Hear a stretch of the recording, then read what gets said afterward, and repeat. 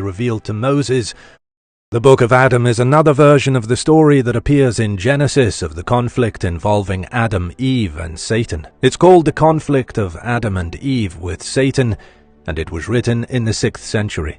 What makes this book so unique is that it concentrates on Adam's story. The serpent tries to kill Adam and Eve, but God foils him. He then casts the evil serpent into India. Satan also appears and tries to deceive and murder Adam and Eve, but each time God saves them. The book also goes into detail about Adam's life outside the garden and how sad and helpless he was. It talks about how the sons of God are Seth's sons, Seth being Adam and Eve's third child. It also talks about the Cainites who descended from Cain, the first murderer in the world. This is the book that also talks about the mysterious Nephilim, a race of giants who the flood wiped out. Gospel of Thomas. The Gospel of Thomas was discovered at the Nag Hammadi Library in Egypt in 1945. Historians speculate all these religious texts were buried here immediately after the Bishop of Alexandria announced the final version of the New Testament.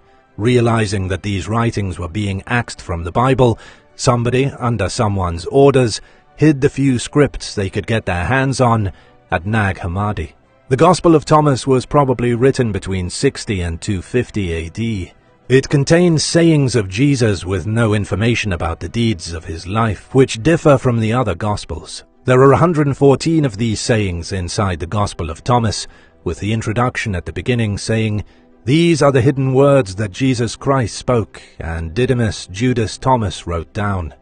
Modern scholars don't believe the Apostle Thomas wrote this document, and say some other unknown person probably authored it. The First Book of Enoch. The First Book of Enoch is considered an apocryphal work. This means not included in any scriptural canon. The only complete version of the First Book of Enoch is an Ethiopian translation from a previous Greek translation, which was made from the original Hebrew version written around the 3rd century. Enoch was the 7th patriarch in the book of Genesis. It was believed Enoch had received some secret knowledge from God. Enoch's story is so closely related to the god Utu that it's no wonder it was never included in the Bible. Some fragments of this book were discovered in the Dead Sea Scrolls, but nobody knows exactly when they were written or who wrote them. It goes into serious detail about the origins of demons, why some angels fell from heaven, and the origins of the Nephilim. It also explains that the Genesis flood was a moral necessity. The only people who accept these writings as truth are the Ethiopian Orthodox Church.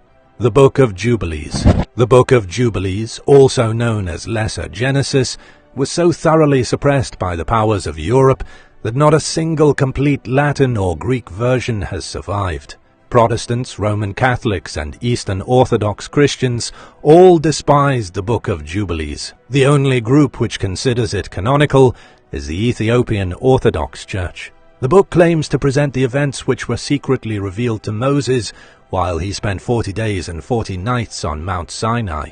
It's a fascinating take because it describes events talked about in Genesis and Exodus while dividing them into jubilees of 49 years. This is the Jubilee calendar, the Jewish calendar that marks religious festivals and holy days and sets the Jews apart from their neighbors while emphasizing the message of the Old Testament.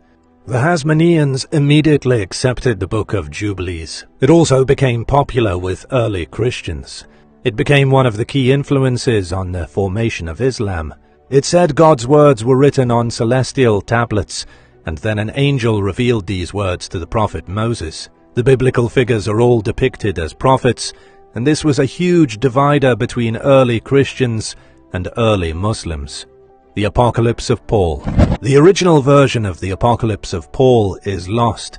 There are only redacted versions in circulation. Paul had a vision of heaven and hell, according to the book. It was this book thousands of years ago which helped shape modern beliefs about the Christian afterlife. Another interesting part about the Apocalypse of Paul is that some experts think they know where it was written. Researcher Kirsty Copeland argues that it was composed at a communal monastery in Egypt between 388 and 400 AD. It's an expanded version of the Apocalypse of Peter, but one of the key differences is that at the very end, Paul or the Virgin Mary, differing from manuscript to manuscript, convinces God to give everyone in hell the day off. Every Sunday, the lost souls of hell get a brief respite from their suffering. And so on Sunday, people can sit around on their couches being lazy and watching football. The Four Horsemen. In the book of Revelation, the Four Horsemen are the harbingers of doom, those terrible riders who herald the end of existence. It's when the first four seals are opened that the riders come forth to start a cataclysm that will plunge the world into darkness and misery. The Four Horsemen are the most well-known in popular culture. We have the first horseman who arrives on a white horse, interpreted as being Jesus Christ or the Antichrist. There's the second horseman who rides the red steed and represents war and bloodshed. The third horseman rides a black horse and symbolizes famine, while the fourth horseman rides a pale horse and represents death. First, the white horseman shows up to signal the end of times. Next, the horseman of war comes to plunge the world into conflict and chaos. Next, the third horseman unleashes a famine that wipes out all the food on the planet. The pale horse of death comes to carry away the souls of all the sick and dying. And in the end, there's nothing left. This book is still just as valid for modern Christians who believe that the prophecies in Revelation have meaning to events happening now. They are encouraged, as the first century Christians were, to remain faithful to the end. Behold, I am with you always, until the end of the age. The Seven Trumpets. The book of Revelation is confusing. The Four Horsemen should be enough to obliterate the civilized world at the end of days, and yet there are a lot more miseries that the book describes during the Great Tribulation. One of the biggest and most disturbing miseries is the Seven Trumpets. When the being known as the Lamb opens the seventh seal, silence falls in heaven for approximately 30 minutes. Then God gives the seven angels standing before him 7 trumpets to blow. The blast of the first trumpet devastates the earth. A hail of fire and blood burns the trees and the grass until it scorches the earth. All living marine animals are killed by the second trumpet. The third trumpet turns the water bitter and kills all humans who drink it. The fourth trumpet then kills the sun, moon, and stars, turning them dark and plunges the world into blackness. The fifth trumpet releases Satan, who then uses his demonic influence to torment all the souls of the people left on earth who haven't died yet. The sixth trumpet brings an astonishing amount of death, releasing 4 angels and an army of demons to continue the killing.